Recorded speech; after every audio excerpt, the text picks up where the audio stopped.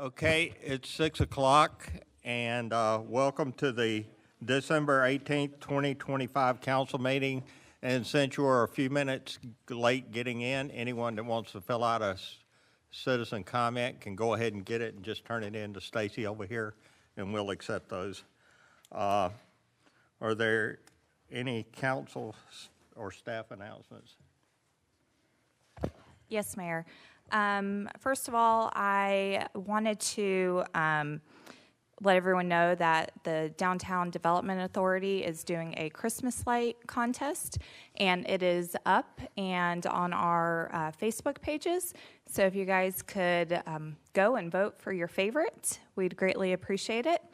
Also, just wanted to give our holiday schedule for next week. On Christmas Eve, the municipal complex will be closing at 3 o'clock, and then, of course, will be closed on Christmas Day and on Friday the 26th. Thank you. Okay, this is our final meeting of... Rick, I'm sorry, I do have an end-of-the-year statement I'd like to read tonight. Can I? Oh, I'm can I sorry, finish? I thought you had just asked us for that. No, I was actually in the middle of a statement. Okay, my apologies. Okay, this is our final meeting of 2025, and once again, I'd like to acknowledge that Councilman Bogle served this city honorably for 16 years, and I want to reiterate his service, and I would like to welcome Jonathan Eggleston to our council in January. He's here tonight, so we appreciate that. So yes, now. Thank you, sir. All right, this is my end-of-the-year statement on council, review from where I'm sitting. Since it's the year, January began with a locked door meeting at the library, keeping me and other citizens unable to attend a DDA meeting, which is an open doors violation. Almost happened just here tonight. The council was more concerned why I would report it than protecting the citizens' rights. Currently, it's still under review by the Attorney General. February came along and another DDA meeting in which the citizens were left out in the city municipal hall, unaware they could come into the training room before the DDA meeting went into executive session. After the executive meeting was concluded, the chairperson began to close the meeting, but was quickly stopped by Cameron Whitehead stating, "We've got to open the door and allow the citizens to come in." That meeting is also under Attorney General scrutiny. March, the DDA leased the city away for 99 years to a for-profit developer with zero public input. To this date, the developers have provided no proof of their ability to fund this project. This is also under review by the Attorney General. April, I served for mayor as mayor pro tem. May, mayor gavels me down. Sheila Hawthorne and Linda Mickelson were called liars 2 times to my face by the mayor. I was called an embarrassment to this city and a disgrace to my position as a city council member by mayor. To this date, an apology has not been given by this mayor. June, the mayor and Josh's new citizen comment process is announced, and it's in place as you see tonight. July, the laughable renewal of Auburn being recognized as a city of civility. Josh and TJ got their disc golf course installed, and they voted for a dog park. I'm sorry to report that they value these over saving the land set aside by a previous council for an inclusive park for Auburn children with special needs. Auburn, budget season meetings were held where Rick, TJ, and Josh showed total lack of participation, but they passed the budget. September, I was gavelled down for the second time during my call-in to council meeting. TJ states on social media, and I quote, "The mediation was conducted due to Jamie's professional misconduct." That is a complete lie. I initiated the mediation, I agreed to it, and then he left and walked out. October, Mayor and TJ ushered in a new City of Auburn flag. Bob, Josh, and myself, along with the citizens, were not informed. I was gavelled down for the 3rd time while reading my statement during council statements and announcement time. Rick tells the city clerk to put it on the record in the minutes. November, mayor was offered forgiveness and yet still gave no apology to Hawthorne or Ms. Nicholson. Mayor calls out TJ and Josh for misspeaking to citizens, but does not gavel them down nor request it to be recorded by the city clerk in the minutes. December, Josh uses social media to lie about me requesting a third mailing of city tax bills. As to date, I have not received my first tax bill. I sprinkle in all the meetings where I was badgered and mocked. The city attorney has described them as having gone too far. I have not witnessed this treatment to any councilman on this council, but only to me as a councilwoman. To Bob, Michael, and Chief, I say thank you. What I just read is very disappointing, especially considering how I expected more. Josh, the only victims this entire year has been the city of Auburn and its citizens. My direction for 2026 on this council is to continue showing up, continue researching what I can, asking the hard questions, and enjoying sharing the rich Auburn history through volunteering at the museum with the best dang community of volunteers I've ever known. Thank you. Merry Christmas and Happy New Year. Thank you. Okay, moving on to the first item on the agenda, municipal building architect. Michael. Thank you, Mayor, Council. As you know, the completion of the municipal complex occurred a couple of years ago. The plans at that point involved an upstairs room adjacent kind of to the mayor's office over here that was going to include 2 police offices, and then moving up the Parks and Leisure, which now include the clerk. At that point, once we decided to move forward, the architect that we had, the plans that were drawn, retired. And it was a difficult process to find an architect of record, because the architect of record basically takes place of the plans or oversees the plans that was already written. And we didn't want to go back through that process. We didn't need a new architect to design new plans when they already were approved by Bexar County Fire Marshal, State Fire Marshal. They're just approved plans, but they had an architect that was no longer active. Since then, I've searched far and wide to find an architect, in which we have, I've discussed with CPL architect over what they would actually oversee by using the plans that we already have. And so what would happen is they would use the plans that we already have, however, they would be the architect of record, meaning if there was any change to the plan, or as the contractor's building the office units, they would be the person that oversees that change, and their name would go on the change. With that being said, what I think the process would be upon approval of the architect, BM&K was the builder of this building here. They put in, at that point, a room cost, and they have purchased some materials which are already in that room. And so they went ahead and pre-purchased some of that, which was great at that point. But moving forward, now that we have an architect, we could open that up for bid. And so we could rebid what would be the cost of that room. You see what I'm saying? We don't have to stand with what was given in the original pricing. So that's kind of where we are. The architect would be the first step moving forward. And then what would happen is we would rebid. I would bring those bids back to you for moving to complete the room. If you have any questions.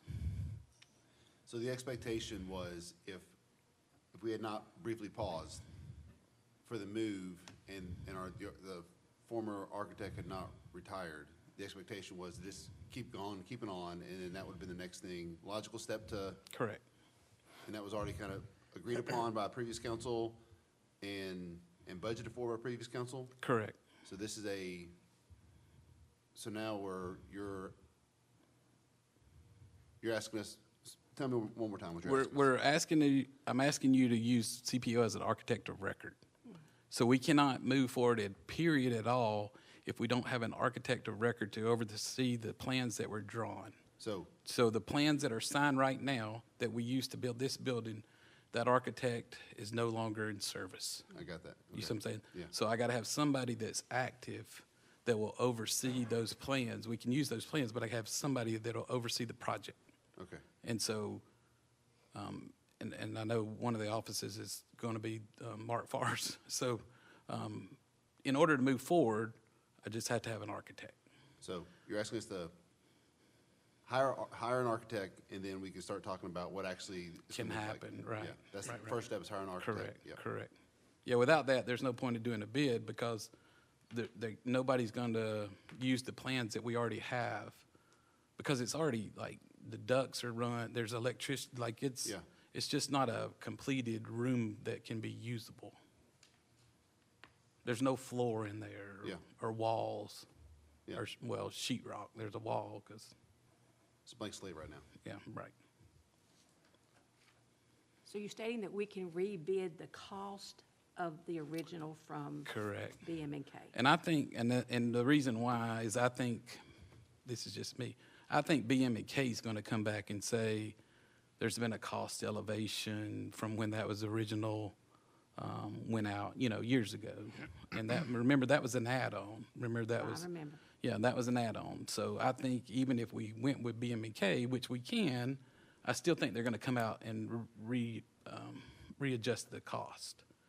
So at that point, we would just rebid it to whoever can come complete the room. But we would have an architect that would oversee that process. And what was the budget for that room, do you know? The cost of that room at that point was $180,000. I thought that's what I remember. Yeah.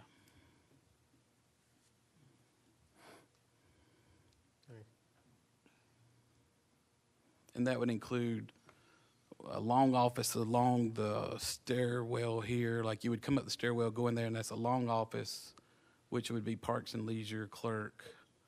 And then a training coordinator office to the back and Sergeant Farr's office. And then there's an empty area in there that Sergeant Farr would use for training exercises. With, I think, we had a rubber floor or something like that. Anything else? Okay, moving on to item number 2, Mount Moriah Road, 2026 LMIG. Michael?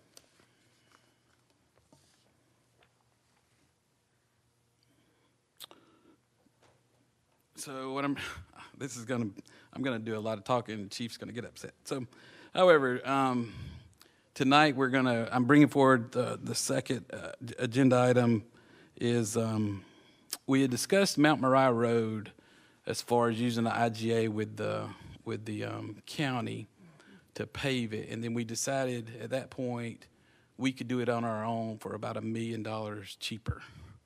Part of the LMIG process requires us to designate a road by February 1st that we have to use the LMIG money for. You see what I'm saying? So that state money is typically it's around 127,000, 129,000, somewhere around there. But then we have to have a 30% match. The match would be T-spliced if we go ahead and pave the road. So what I'm asking for tonight is to designate Mount Moriah as the LMIG project point road that I can send in on the application. Any questions? Okay. Moving on to item number 3, House Bill 581, public hearing discussion. Michael? I feel like if y'all to ask a question, I could slow down a little. House Bill 581 was a Governor Kemp bill that came up last year about property tax millage rate. I feel like we discussed it thoroughly throughout the city, how you would freeze millage rate, but you would lose revenue if there wasn't a special option tax done throughout the county. The city at that point opted out. The state came back and said, hey, we need you to revote year 2.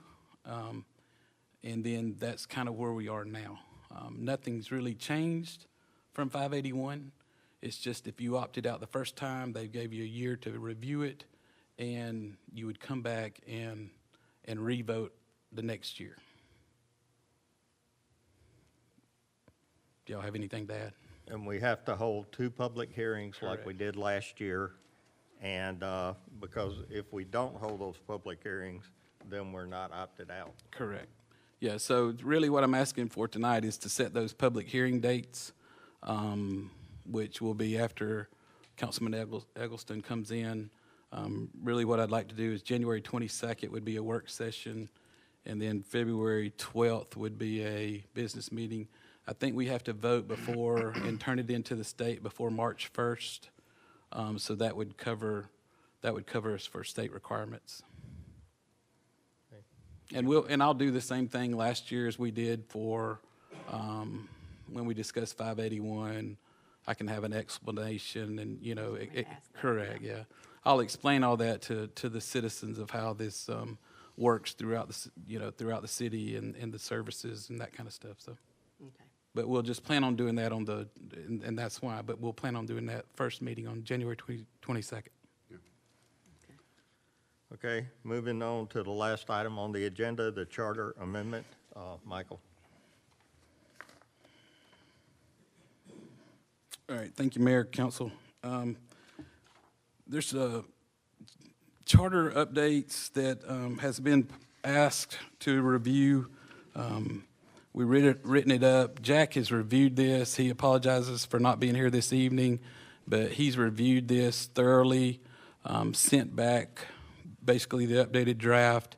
He's asking you to discuss and go over the points of being the election districts, the city manager authority, the mayoral veto, and the board appointees and terms.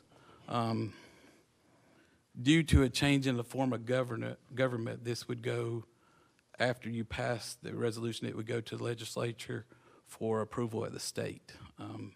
Chuck would be aware of that, Representative Stration would be aware of that and handle that for the city. What's the timeline on that? Like, if we pass this as a resolution, then kind of what's the timeline before the state would? No, I mean, January 22nd would be latest, that you mean they meet for 40 days. Okay. So it's just, Chuck would, I would have to talk to him how fast he could push it through if it's voted. But for right now, it's just a discussion with y'all to see if you want to move forward. And then if you decide to move forward, I can get with him on a timeline. Yeah, I mean, just to discuss some of it, one of the things I would support would be the 2-year terms and 4-year terms for the board appointments. I do like that just because this time around, as I've been talking to people to replace Carolyn, there's been some concern about the length of time that they'd have to serve. You know, I tell them 4 years, and it's always that little cringe moment. So I think that would open up a larger pool of people to choose from, I think. And there's really no difference if I have one that'll take a 2-year term. Well, if they're willing to do a 4-year term, we do it again. And, Yeah, right. Yeah, it's easy. So I like that idea. I also like, I didn't know anybody when I first started. So I can see that being challenging to a newly elected official.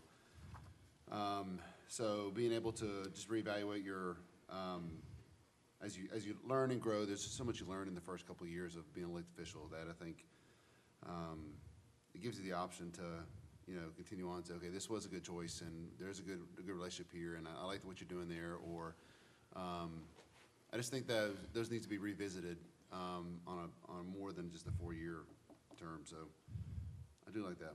Yeah, I think it works the same way for them too. I mean, honestly, I mean, you came in and, you know what I mean? Like, they would go on a board, and some of our boards are more in depth than others. Yeah. And then all of a sudden it gives them time to either figure out and learn how the board works. Yeah, and do they like it? And that way they don't have to be a quitter. Correct. Yeah. Yeah, then now they don't have to be a quitter. I guess that's the right way to term I it. mean, yeah, they don't have to quit halfway through. They can say, okay, yeah, Right. I enjoyed my time, but I'm good. Yeah, or yeah. they can say, yeah, let's keep doing it. So I've talked at length about the mayor veto. I made a public statement on it. I do like the idea of going to a 3-vote to overturn the veto, just because I think it puts some protections in place for our citizens. We want our government to operate as intended with 4 input, with 4 voices and 4 votes. So having that 3-vote to overturn the veto instead of just the majority vote, I think that's wise. I think it's added protection for our citizens in that, so that the government is operating as intended by the citizens. That's good.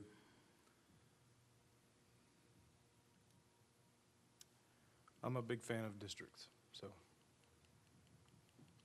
I know we made a compromise when it comes to the voting situation.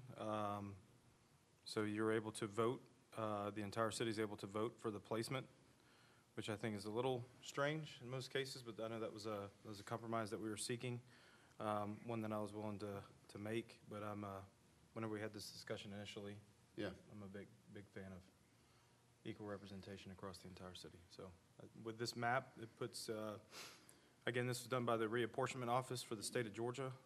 They go through demographics.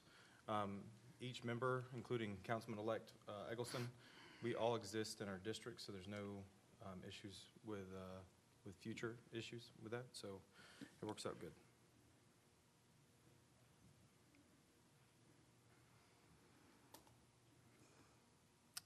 And what about the populations? I know we've got a lot of build-out coming up. Are those considered in there? I mean, could we use, I don't know, water bills? Could we use unit of developments of people? How can we get a current number of registered voters? Yeah, that Councilman Sisk would have to respond, because I think at this point, the district was done through DCA, correct? No, it's the Reapportionment Office of the state of Georgia. Okay. Yeah. So the state of Georgia doesn't care if you vote or not. They care about representation. So it exists through existing households for the 2020 census. So they don't count for houses that don't exist yet. So whatever's there for the 2020 census is what they're going off of. So they'll update it based on that moving forward. Then you just approach them just like any other house district, any other city, congressional seat, et cetera, so on and so forth. So it's not an issue. It's just. So you're saying in future, it would be, you could realign? Yes. Yeah. Once those houses are established, Correct. then Yeah. you would just submit for realignment based Correct. on, Yeah, and then what's they'll there. just go through and make sure that each district is as equal as absolutely possible.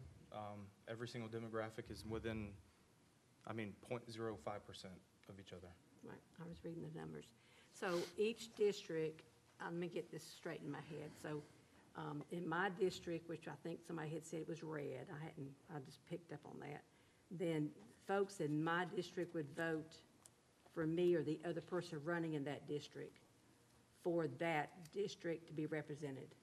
So initially, that was what we I know presented. we discussed that, yeah. Initially, yes, ma'am. So the compromise that we had made due to input was, I believe the mayor had received a substantial amount of input in regards to not being equitable for the election.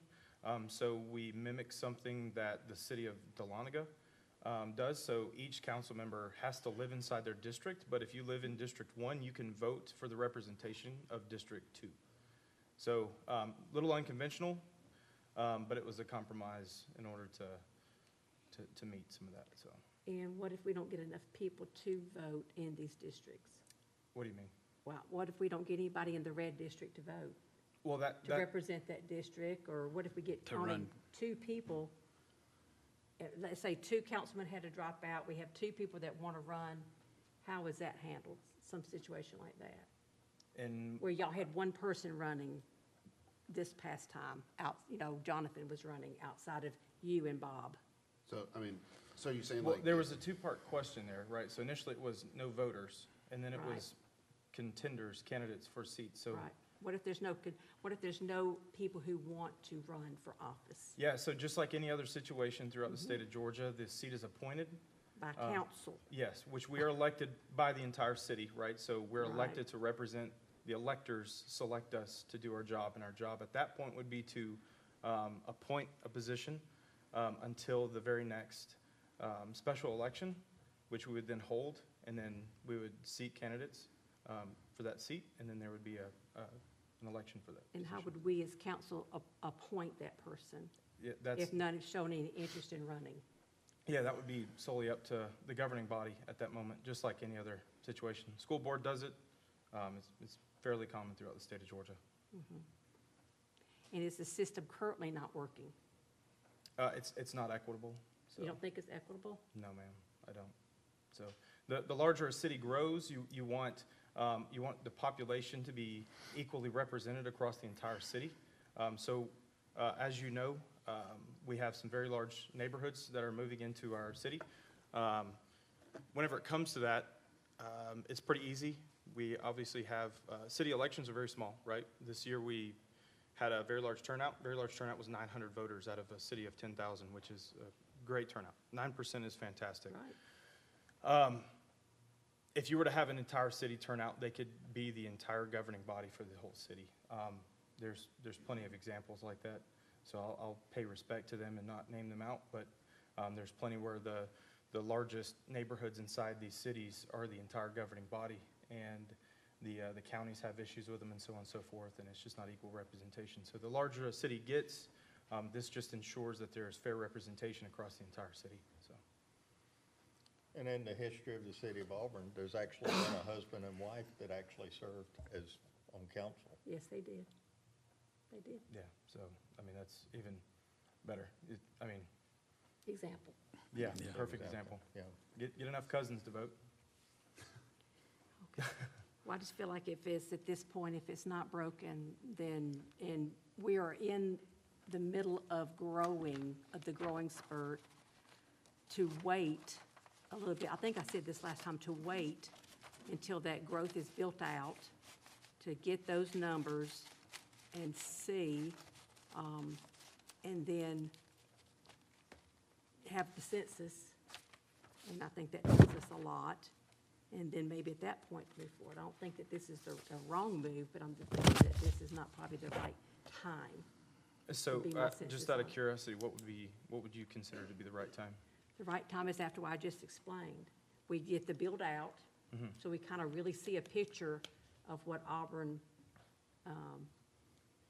looks like in the Auburn area that's building out. That's just in the beginning of building out. We've just seen a little bit of it. And then when the census comes in, we can kind of get a bigger picture of the actual numbers. And I think that would be a smarter time to look at this, because what's presently here is working and is cost-effective for the city.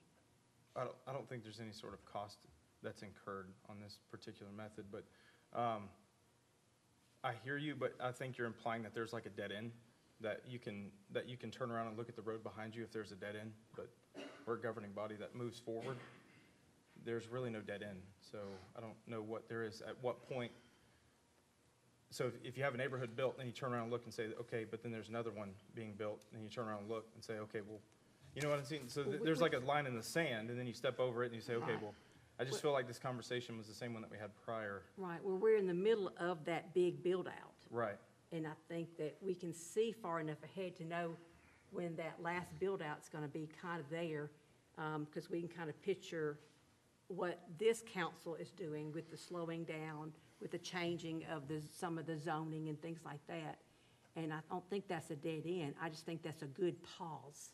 Certainly. So, like our job, and you know this, is future planning, right? So instead of a neighborhood that's currently being built with 650 some odd homes, right? Once it gets built out, and then we go to if each one of those homes at 2.6 people per house were to turn out, hypothetically, right? Or another one were to in the next race, you could hypothetically, I'll use this, again, I'm using hypotheticals, but there's examples of this that happen throughout the state of Georgia where the entire governing body live on the same street.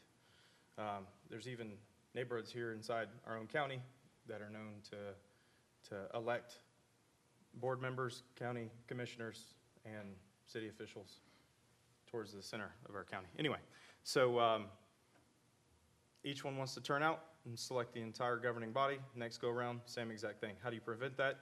You make sure there's equal representation. You split them up with districts, and then move forward. So instead of waiting for that time to come where you look back and say, we made a boo-boo, you look at what's very successful in cities that are already to our size or bigger, right? And say, what are they doing for their elections in order to make sure that representation is always equal?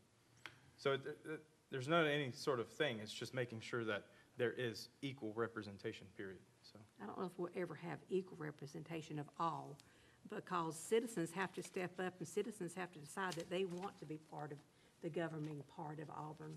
And we've not seen that in quite a good time. I will say the 2 times that I ran, there was a lot of more representation.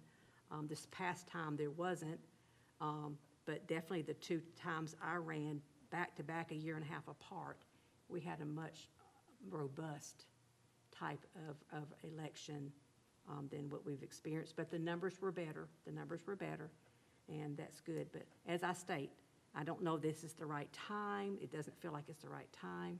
I'm definitely not at a dead end. I'm asking for a pause and to consider that there's a lot of other things that we could be working on versus the changing of the guards of all this. No, that's fine.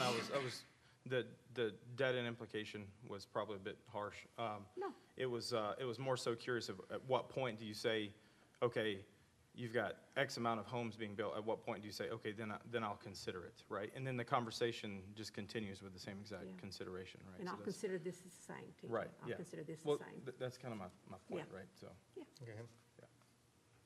other than that, I think everything we're talking about is great. Yeah.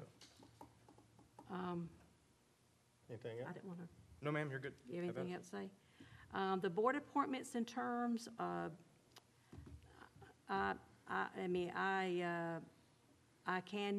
can see how, I know I called some of my board appointments and asked them, hey, this is a good time to reflect, to see. I knew Jonathan was going to be putting new people on. We would be with DDA this year. It's been the 2-year mark.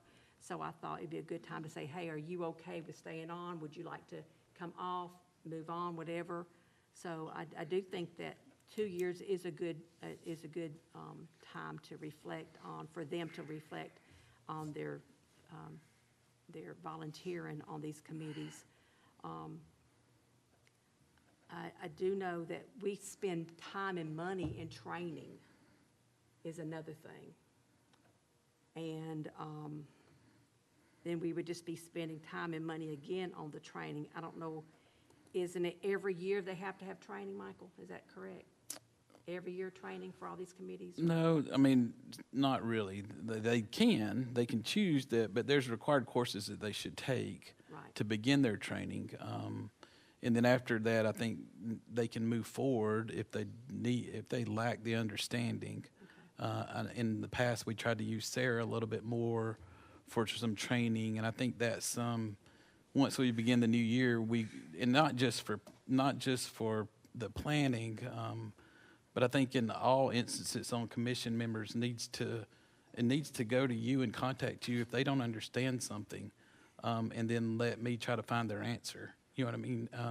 It just makes more sense. I'm not opposed to training. I think training is important, but I think if they want us to a specific thing that they do not understand, then let us help them get that. And it could be more classes. It could be other things. I'm just saying there's a better way to communicate it. Right. But so we would have to train these other Yeah, people in right, 2 right, years right, right. again? Right, right. Okay. All right, so. But there's nothing to say that you can't reappoint the same person Yeah. after 2 years. I mean, if you're happy with them, they're continuing to do what the job needs to be doing, you would have no reason to change them after 2 years. This is just basically when I got elected, there were people on there that I didn't know. Josh was same thing. And after a while, those people weren't a fit, whereas 2 years would actually allow you to do it and, maybe just don't reappoint that person next time around rather than having to have them resign or whatever.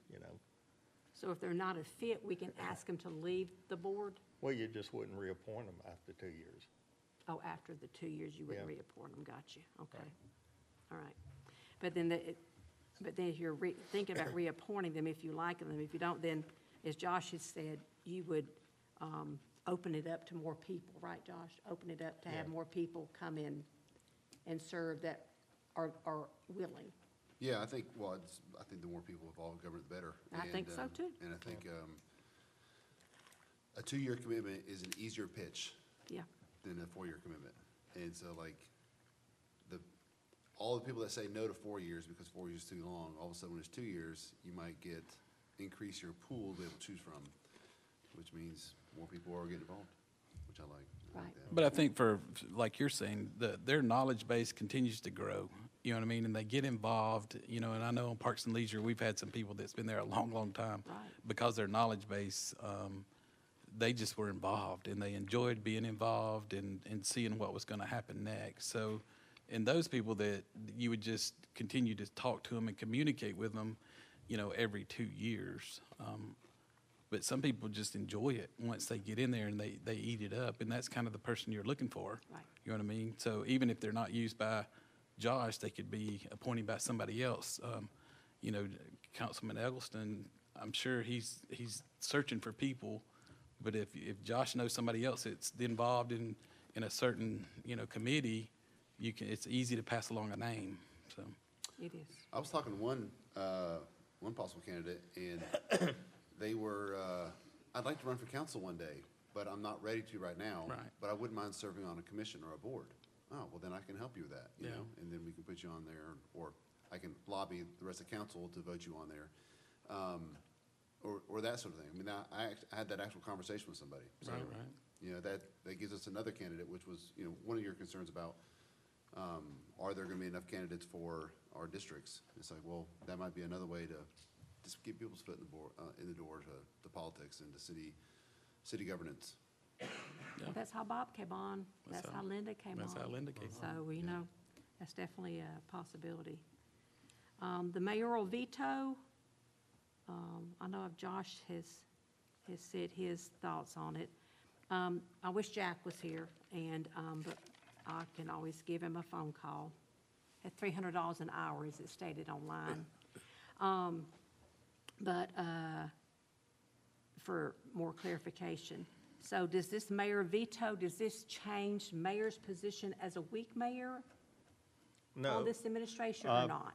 No, actually, the mayor already has a veto. It's already in the Right. charter. It Right. just says it's overridden by a majority vote of council.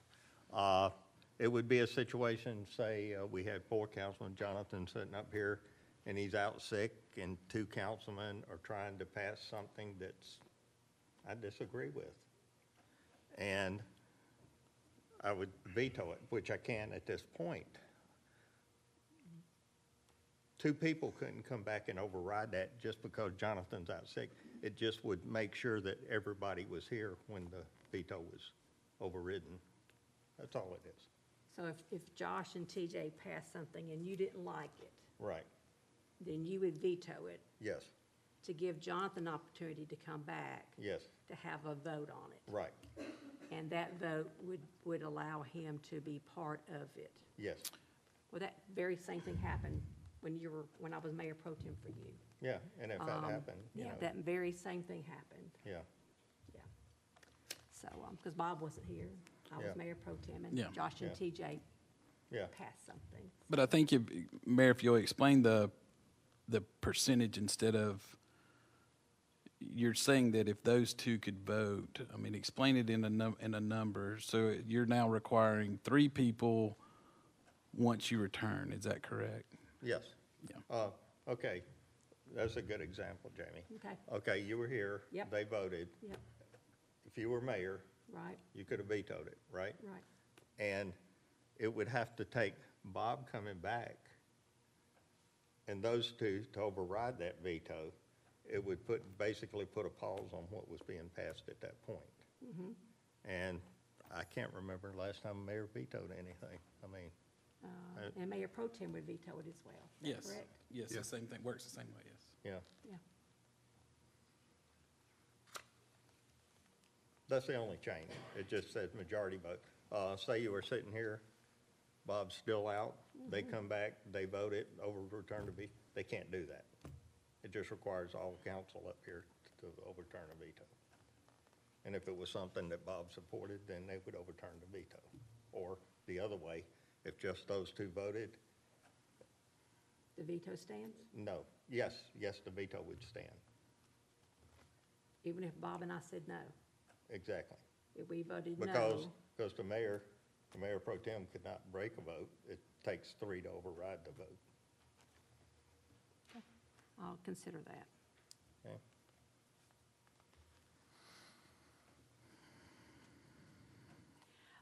City manager authority. Well, Mike, I like you a lot, but I don't know about who may come after you. I don't know what council may be up here. I don't know a lot, that's a lot of parts, moving parts. And so,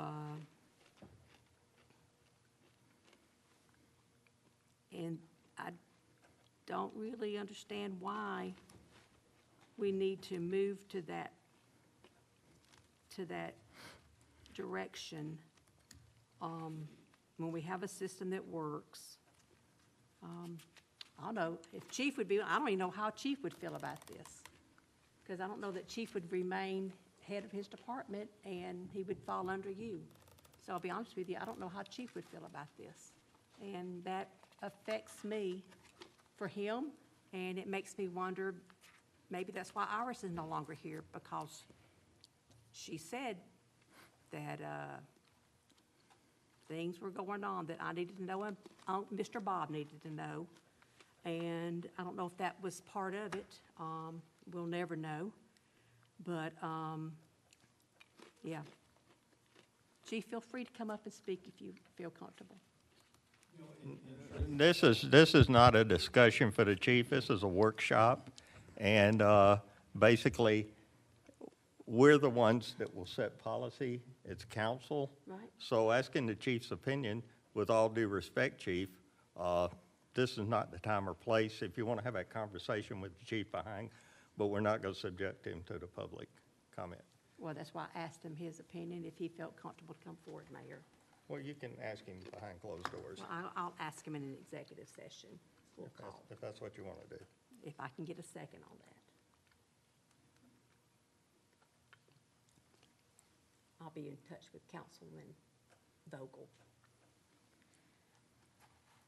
So that would be something I would need to definitely reflect on heavily.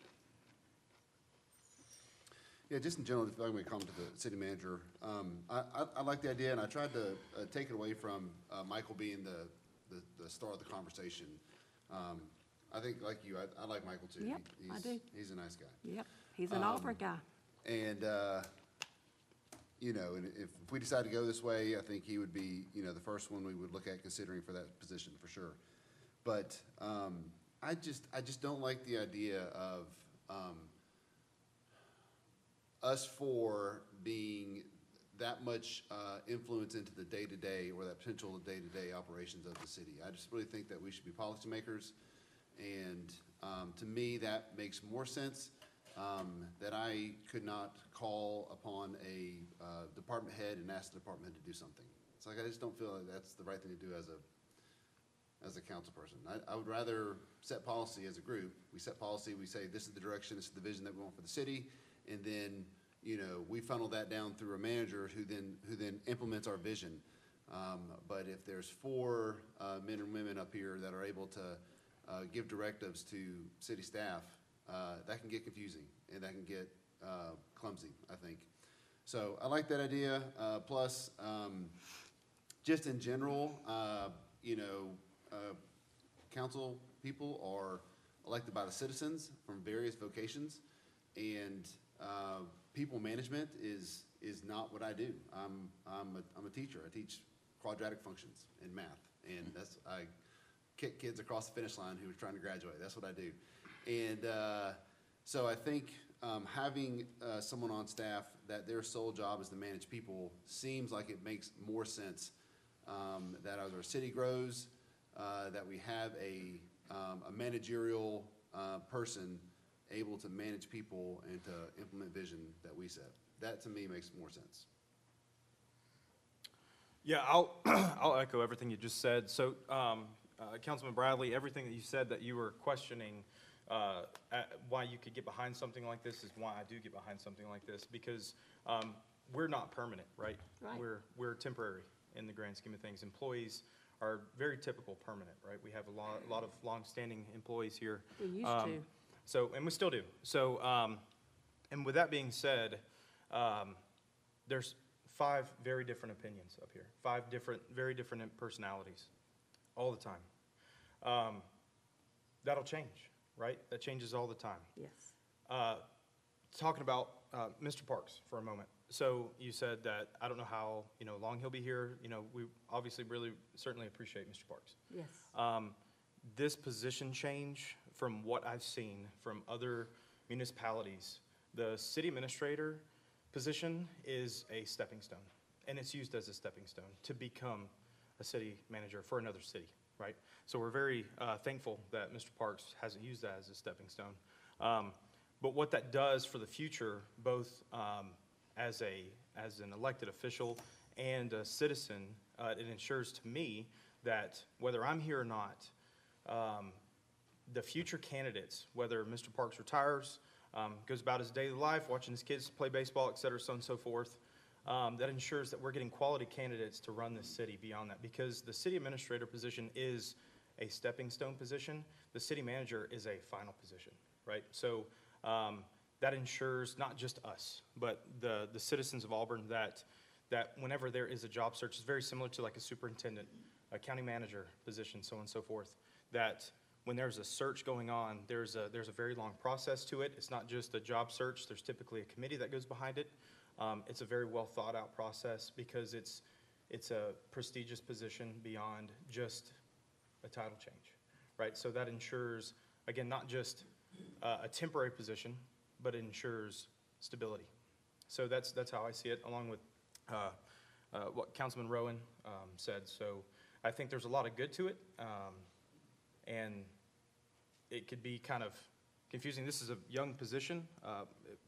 Michael, if I believe, city administrator was formed, 9 years ago? Mm-hmm.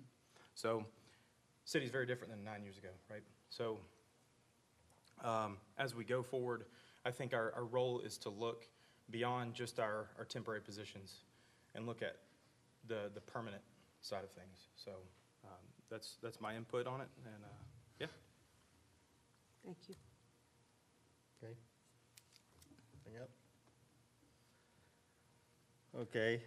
I'm sorry, Rick. I do want to mention that, I don't know why, I know there was discussion about having to get this voted and get it to the legislature. I don't understand what the rush would be on this. I don't understand why we would need to push this through. I think those are 2 things I heard earlier when we started this discussion. I think that it's telling to me that we're having it without an attorney here. It's telling to me that, no, I know we're not stopping in place and we're not backpedaling, but Jonathan's not up here yet. And also, Bob's not here, and he would be in this seat until January when Jonathan is voted in. It just seems, and it's the first thing I heard about it is when the citizens heard about it. Didn't know anything about this. The first time I heard about this is when we've got the I got the email with the agenda, and then got the packet on Monday. That is incorrect. No, it's The not. city attorney sent an email out to all of That was council. on Friday. On a Friday before the agenda came out. Yes, and I said the agenda And came. it was a week before this meeting. No, I can show you on my city iPad.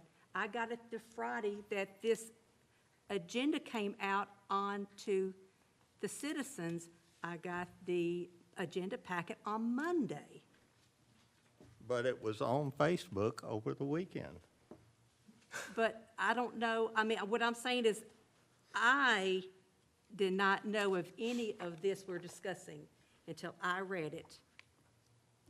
So, again, I ask that we slow down, we reflect on these things, because you are asking, it seems like you want to push it through, rush it through, 22nd, why the rush, why the push, and take time to process it. Let Jonathan process it, let let the Jack come up here and explain it to all of us, to all of our questions is what I'm asking for. Okay. Now, I'll open it up for citizen comments on agenda items. Stacy, do we have any citizens on the agenda items?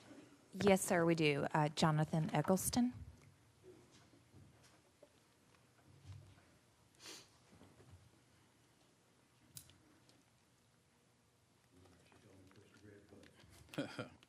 It's got to be green. Gotta be green, okay. There you go.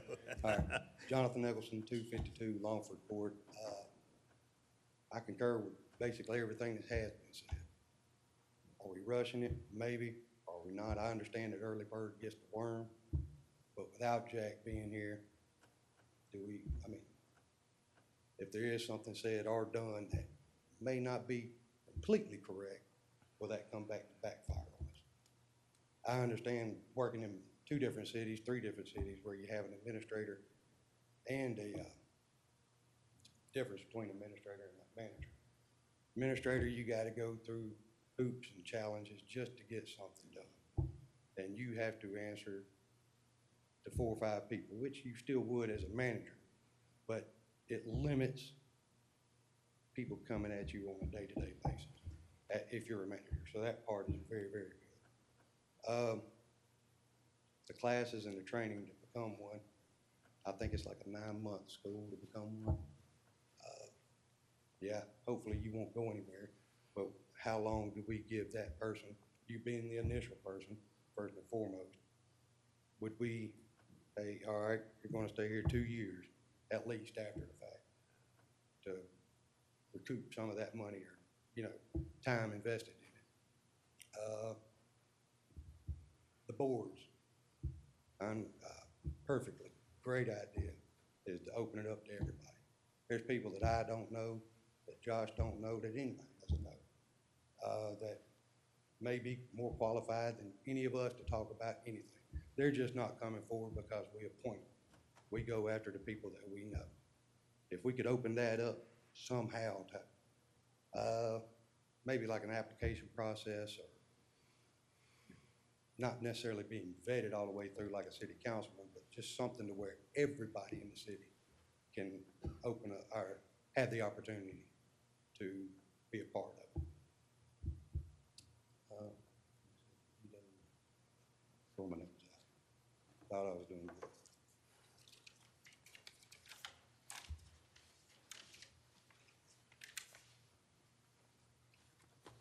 All right, so the veto, I think it got clarified tonight, my questions that I had on it.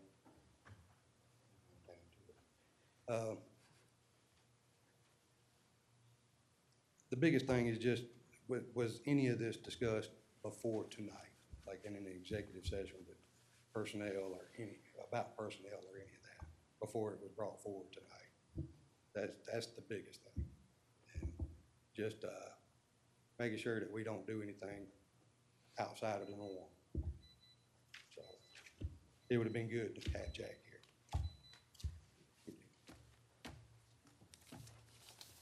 Okay.